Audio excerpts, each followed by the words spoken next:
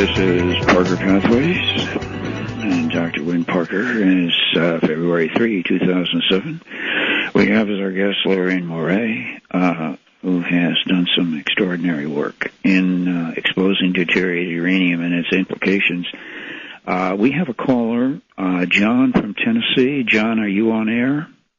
John? I am, I'm here, Dr. Parker. Thank you. Thanks for calling the show, John. Well, you have thank to you. ask for our wonderful guest here, Lorraine.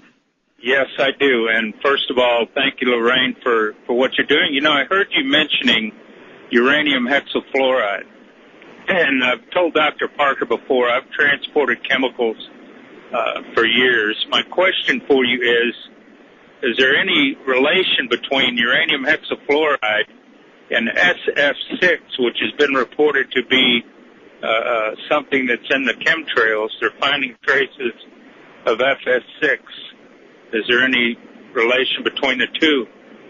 Well, that's a good question. What I do know is that the fluoride escaped from drinking water supplies, reservoirs, and so forth into the atmosphere, and it started screwing up atmospheric processes and the proper transmission of electromagnetic frequencies. And so Edward Teller and the nuclear weapons labs had to do something about that. And so they started flying planes, military and secretly commercial planes through the air across America, releasing chemical trails. They were aluminum and barium particulates which reacted with the fluoride and neutralized it in the atmosphere. Now, what has happened since then is chemtrails are now being used for a different purpose, and that is to serve as electromagnetic frequency mirrors in the sky for HAARP transmissions. HAARP is the High Auroral Atmospheric Research Project, which is 3 very large ground array antenna systems around the Arctic Circle. And the University of California has been involved with developing all kinds of weapons of mass destruction. It's actually the weapon of mass destruction contractor for Wall Street bankers and the City of London bankers. And this large antenna around the Arctic Circle is being used to modify weather, to trigger tectonic warfare, and also for global mind control. Now, well, I cannot answer your specific question, but I can give you the history of the chemtrails.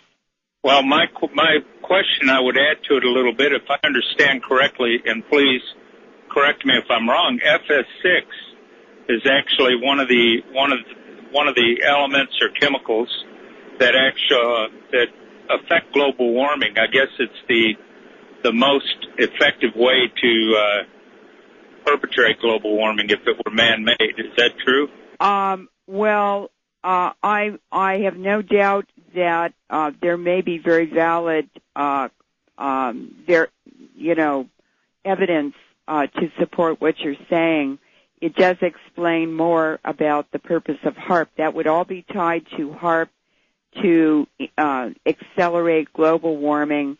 And because excuse me, because we're going to come to the end of the hour, and I want to make sure that both of you have this. Lorraine's mentioning a very important point about the HAARP program. When John, when the HAARP program went into effect, they put a HAARP in Arizona, and for that purpose, for FS6. Did they really? Yes, and that was to change, as Lorraine's putting out, the beta wave of the brain. Well, I would be interested if you could address it. This is part of the world weapons of mass destruction concept that Saddam Hussein had a contract with the United States government. So okay, well, that answers some very important questions. Yeah. Listen, we're going to come back at the other break.